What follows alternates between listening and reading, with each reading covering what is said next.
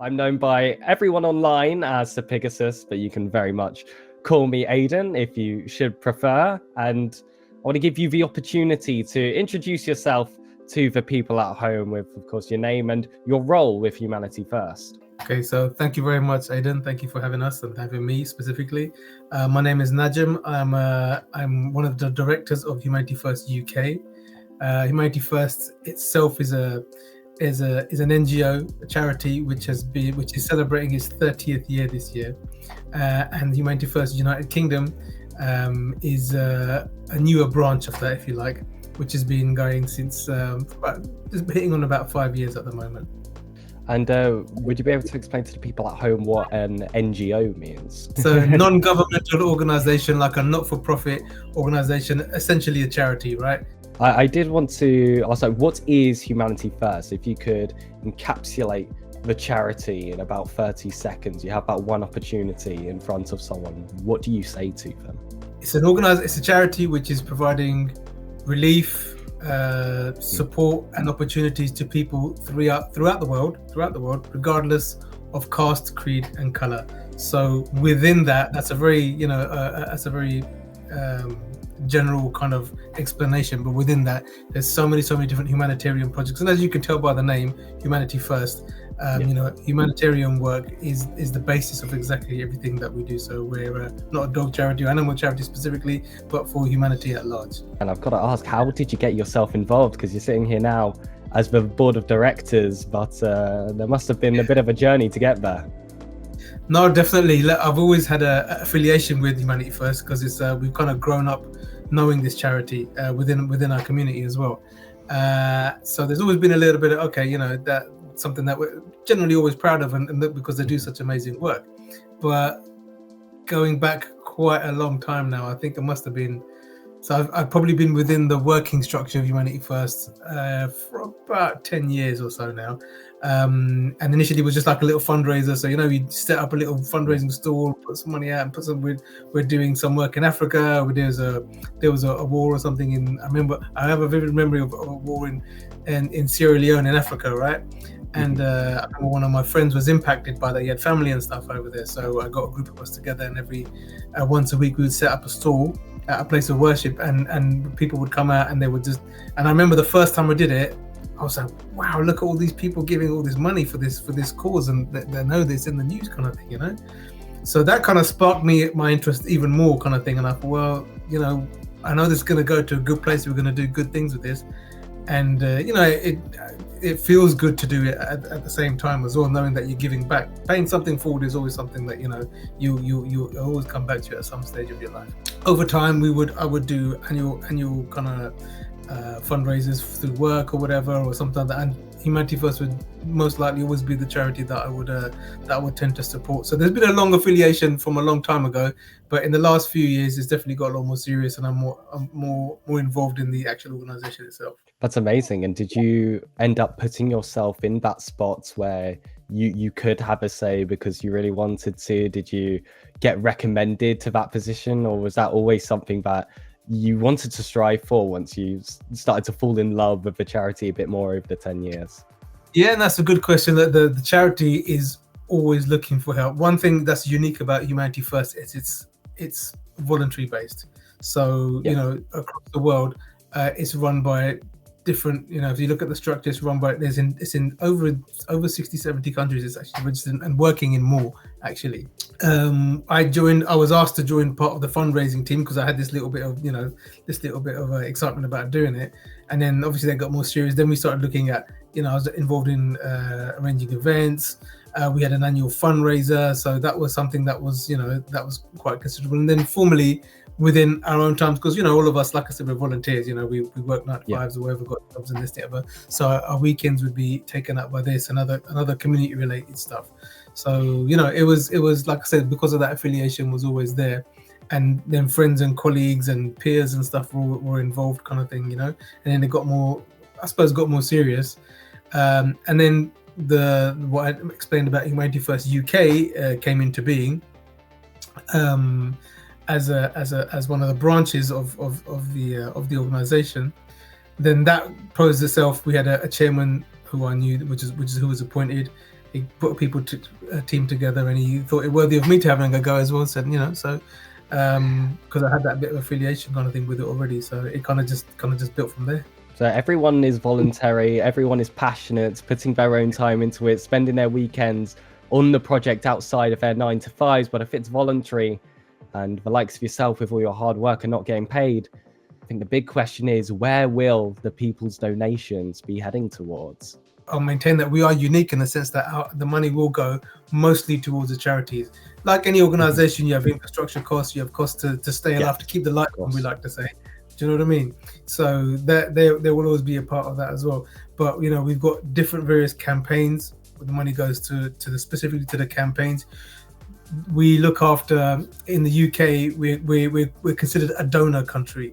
So the way the organization is, so we will be responsible for the work and the finances and the projects and stuff in about 9 different countries around the world, mostly in sub-Saharan Africa and some other places, and parts of the Middle East and these kind of things as well. So we work all year round with the teams on the ground in those countries. They'll submit budgets to do stuff. They'll have a special project that they want to do, be it the hospital or something in terms of education and new school and what have you, and whatever it's, or water pumps and these kind of things, in these villages where there isn't any kind of water.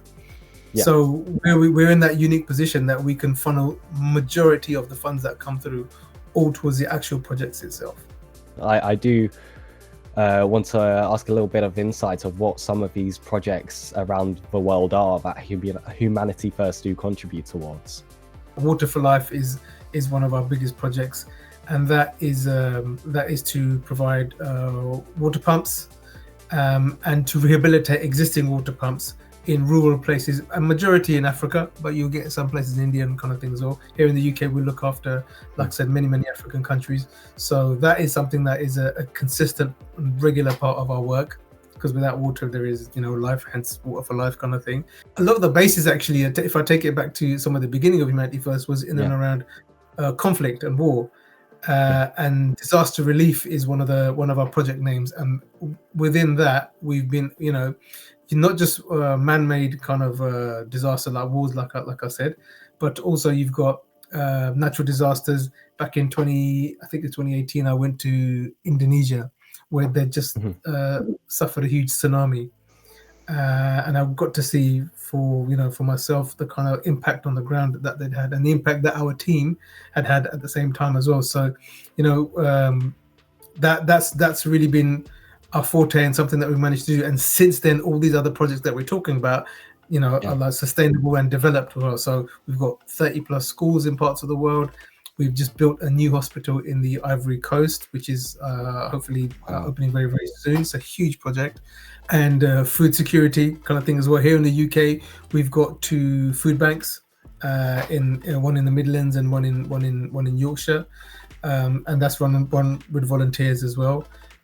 So it's like our umbrella is far too big, and we don't. Sometimes you think, oh, maybe I should just do the one thing and we can do that right, kind of thing. But the need and the desire is there to be able to do all of these things. And under health, we do medical projects. Gift of sight is a huge thing where we've got certain trucks, or we'll do medical camps in places where they haven't seen doctors for years and years and years. And in some of those countries, cataract is huge. So we'll have surgeons that will either go here, or local ones there that we work with, that will perform these small medical kind of eye operations and stuff that we would take for granted perhaps over here, but there would be it's something that we can do over there. Even giving glasses out and these kind of things also. Many projects we can go on forever, kind of thing, like I said. But there are some of the key ones there, and I'll try to illustrate what kind of happens in those. I'm curious, what is the size of the workforce for Humanity First? Because especially when it comes to topics like disaster relief, you just have to be prepared for that, because it can be so spontaneous, whether it is an earthquake or whether it is a war. Of course, there is signs of both of those things, but you have to have people available, and you can stick it down to Humanity First UK as well if you'd like to, because I understand. Yeah. It's very encapsulating. Yeah. The short answer is not enough. We always need help. We always need more, kind of thing. Right? That's a really, really short answer. However, the team here is. I think that it's probably good to explain that the sector has probably changed a little bit as well. So what we find is really important is to empower the local people on the ground. It's not about, hey, I'm from the UK, I'm going to go over there and save your life. You know what I mean? I'm going to be the one who's going to do that. Yes, we have doctors and medics and other disaster relief workers that do spare time, have gone over to more recently to Ukraine, or where the war was. So in Poland, where the medical border was, when the refugees were coming across, we set up camp. Our team here, our team from Germany, kind of teamed up, kind of thing. And we're providing people with just food and water and these kind of things when they were coming over, because they were exacerbated for one reason or the other. But if you put it all together, I suppose probably about 100 or 100 plus is where we are, but that includes the whole function. We're an organization, so we'll have an IT department, we'll have a finance department, we'll have then the service delivery roles, country managers who talk to the teams on the ground. But the power is in the people on the ground, and assisting them, supporting them, helping them to stand on their own 2 feet and to help them, because there's only so much you can do remotely and from here, and you can't give up and go. Everyone can't do it. They know the situation on the ground, and they're best placed to do it. We'll support them in whatever way we can, and we have to. Well, there's relief, there's water, there's sight, there's all these projects that Humanity First is working on, but there's a strange puzzle piece that has somehow found its way into the jigsaw. And that is esports. And I have to ask, what was your first interaction with esports? How did that come to be? This came about actually through COVID. And as you can imagine, we're an outdoor organization, and I've been involved in a lot of the fundraising and marketing side for many, many years. That was kind of the basis of how I got involved. And all of a sudden, we all know the world kind of changed. All of a sudden, we're all at home. We're all not being able to engage as much as we would do, have our outdoor events and whatever kind of thing. So we had to, like all other charities, had to think about to do something different. We did various things, really, really good fundraisers. We did a quiz night and a pizza delivery night, and that's a whole story I can tell you about. That was I was organized, I can tell you that much. But esports, we have a couple of guys on the marketing team, 1 or 2 guys on our marketing team who are definitely into esports, and at the time Rocket League was probably their thing, so that kind of resonated. And so I looked at a lot what other charities were doing, and esports was another way, kind of thing as well. And I thought, well, we haven't engaged with that community at the same time as we know there's a huge esports community. There's charitable giving in that. Some other charities might have tried their luck, kind of thing as well. So we did our own small scale thing, targeted some of the kids in our community and said, look, if you'd like to get involved, try and get some sponsorship. It was a very humble, small little affair. Yeah. And someone we both know, Yusuf, was I think he won it actually. I think he won it hands down. I think that's what he did. Yeah. And then the conversation kind of started there, and he plugged a couple of things to me. And I thought, well, you know what? Yeah, why not? It's there's a community out there, and we, like I said, Humanity First tries to do as much as it can for everyone, with everyone as well. So the more support, the better. And what do you think is the value of that esports demographic? I can imagine it's a little bit younger than quite a few other avenues that you would typically advertise to. Yeah, I think you're probably right there. It's, for us, if I look at it in a certain way, it's an untapped marketplace, if you think about it that way, kind of thing. But I think for us really to engage with I'm going to say the youth is really, really important, because you're the next generation. We're going to hand over everything to whatever it is, So it's important to be engaged with all sectors of society, but I think with the youth specifically, if we can make ourselves relevant to people in that space, who know what we do, support what we do, like what we do, I think the youth definitely are more conscious and aware of stuff that's going on in the world, and we work to that kind of thing, like I said, wars and whatever. There's wars going on right now, and we're involved in that kind of relief, and we've seen changing attitudes in terms of the youth being really plugged into these kind of things, So we think that it's important, definitely. While you guys are all having fun at the same time as well, to remember to think about those who possibly aren't, and what can you do to help them as well.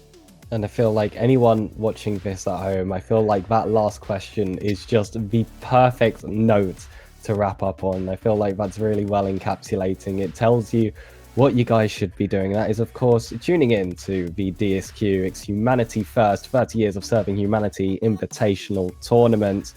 But most importantly, make sure you have fun.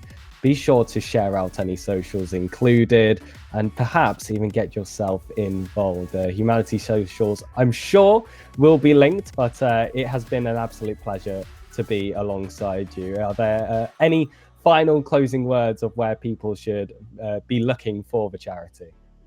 Yeah, we're across all social platforms, X, Instagram, LinkedIn, if that's your kind of thing, on Facebook. We're normally at Humanity First UK.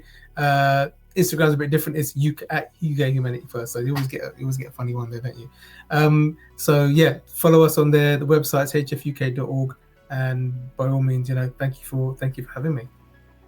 Thank you very much. 18th of October, ladies and gentlemen. May the best team win, but of course, remember why we are all here. It's been myself, Aidan J. Sirpigasus, alongside the wonderful member of the board of directors for Humanity First, and shout out Harry Hazza Prod as well in the back. See you all for the event.